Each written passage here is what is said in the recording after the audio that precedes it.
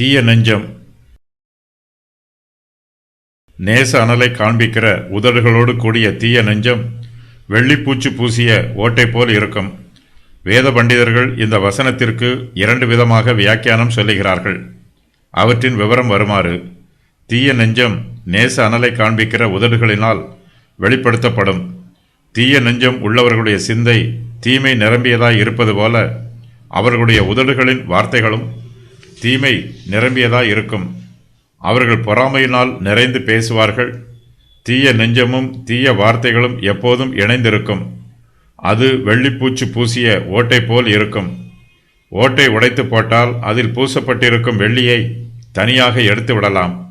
ஓட்டில் இருந்து வெள்ளியை எடுத்துவிட்டால் உடைந்த ஓடு ஒன்றுக்கும் பிரயோஜனப்படாது. அது குப்பையில் தூக்கி எறிவதற்குத்தான் ஏற்றது. தீய நெஞ்சத்தில் நேச அனலை காண்பிக்கிற உதடுகள் மறைந்திருக்கும். இவர்கள் மாய்மாலம் பண்ணுவார்கள். இவர்களுடைய உள்ளத்தில் வஞ்சகம் இருக்கும். வார்த்தையில் நேசமும் அன்பும் இருக்கும். சிநேகமாக பேசுவது போல பேசுவார்கள். ஆனால் இவர்கள் உள்ளத்திலோ பகைமை நிரம்பி இருக்கும். இவர்கள் வெள்ளிப்பூச்சு பூசிய ஓட்டை போல் இருக்கிறார்கள். இது வெளிப்பார்வைக்கு வெள்ளியைப் போல தெரியும். வெள்ளியை உரசி எடுத்துவிட்டால் உள்ளே இருப்பது மண் ஓடுதான். ஞானம் உள்ளவர்கள் மனுஷருடைய பேச்சுக்களை ஆராய்ந்து பார்க்க வேண்டும். இருதயத்தின் நிறைவினால் வாய் பேசும். தீய நெஞ்சம் உள்ளவர்களோ தங்கள் மாய்மாலத்தை மறைத்து நல்லவர்கள் போல நடிப்பார்கள்.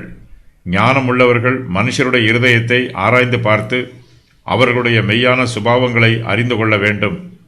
ஓட்டை பாத்திரத்தை வெள்ளிப்பூச்சு பூசி ஒட்ட வைத்தாலும் அது ஓட்டை பாத்திரம்தான். உள்ளே ஓட்டையாகவும் வெளியே மினுக்காகவும் இருக்கிறது. அதுபோலவே தீய நெஞ்சம் உடையவர்கள் எப்படித்தான் வஞ்சகமாக பேசினாலும் அவர்களுடைய உள்மனம் கொடுமையானது.